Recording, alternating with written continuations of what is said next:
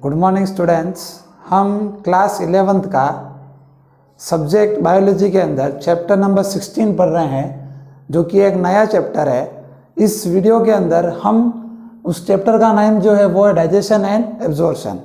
हमारे human being के अंदर बहुत सारे ऐसे सिस्टम होते हैं जो वर्क करते हैं, जैसे कि इसमें से एक डाइजेस्टिव सिस्टम जो कि हम इस वीडियो के अंदर पढ़ेंगे, और आगे वीडियो जो बनेगी वो पूरी डाइजेस्टिव सिस्टम के बेस्ड होगी।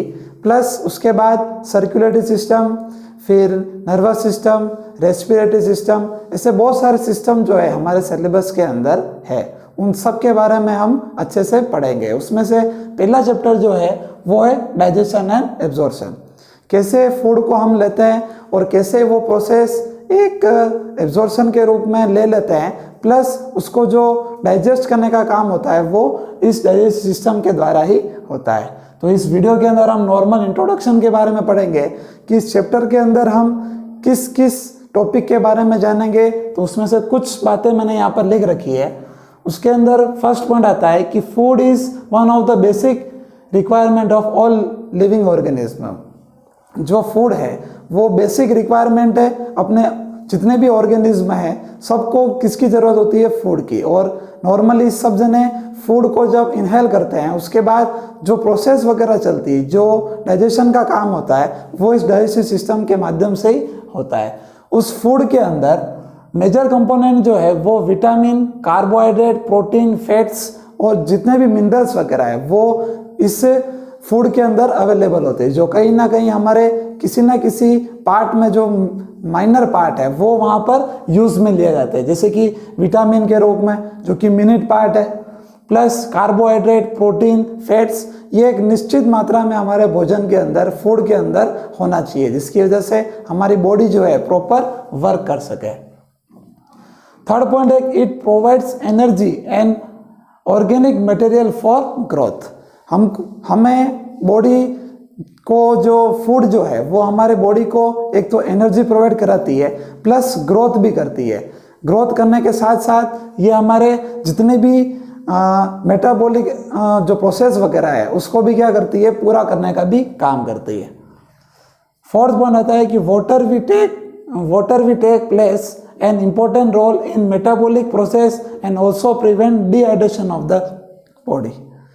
इसके अंदर जो है वाटर जो है बहुत ज़्यादा इंपॉर्टेंट रोल लगता है। वाटर जो कि सबसे ज़्यादा इंपॉर्टेंट पार्ट है हमारे बॉडी के अंदर, ये फूड जो है उसको आसानी से क्या करती है, मेटाबॉलिक जो प्रोसेस वगैरह स्टार्ट होती है, जिसमें भोजन जो है हमारे एलिमेंट्री कैनाल से स्टमक तक जाना, उसके बाद जितने भी ग्लैंड्स वगैरह है उनके अंदर से जितने भी एंजाइम्स वगैरह जो निकलते हैं, उसके बाद जो पाचन वगैरह होता है, डाइजेशन होता है, वो सब मेटाबॉलिक प्रोसेस के रूप में आती है।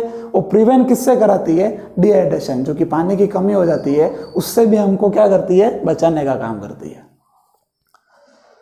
अब ये डाइजेशन का मैंने कुछ पार्ट लिख रखा है, जिसमें biomacromolecules in food can not be utilised by our body in their original form.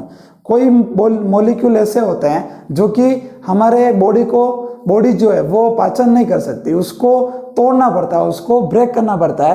तो they have to be broken down and convert into simple substance. और जो बड़े बड़े जितने भी पार्टिकल्स वगैरह होते हैं, सब्सटेंस वगैरह होते हैं, उनको ब्रोक करने का काम करती है, उनको तोड़ने का काम करती है। और इन द डाइजेस्टिव सिस्टम, किसके द्वारा होता है, ये डाइजेस्टिव सिस्टम के द्वारा होता है। This process of conversion of complex food substance into simple absorbable form is called digestion. ये जो फूड है, बड़े बड़े मॉलिक्यूल्स जितने भी है, सब्सटेंस वगैरह है, ये जब छोटे छोटे पार्ट में जब ब्रोक हो जाते हैं, टूट जाते हैं, तो वही प्रोसेस क्या कहलाती है, डाइजेशन कहलाती है। तो ये कुछ नॉर्मल इंट्रोडक्शन था। इस चैप्टर के अंदर हम एलिमेंट्री कैनाल के रूप में पढ़ेंगे, जिसके 3 पार्ट है, कार्डियक, फंडिस और पेलोरिक पार्ट। उसके बाद इसके अंदर डाइजेशन ऑफ फूड कैसे होता है, डाइजेस्टिव ग्लैंड कौन कौन सी होती है जो एंजाइम्स को सीक्रेट करके कहीं ना कहीं अपने बोलस बनाती है। बोलस किसको कहते हैं, जब खाना हमारे जो भोजन जब हमारे बॉडी के अंदर जाता है तो एंजाइम्स वगैरह उसको एक पेस्ट के रूप में उसको बना लेता है, जिसको बोलस कहते हैं।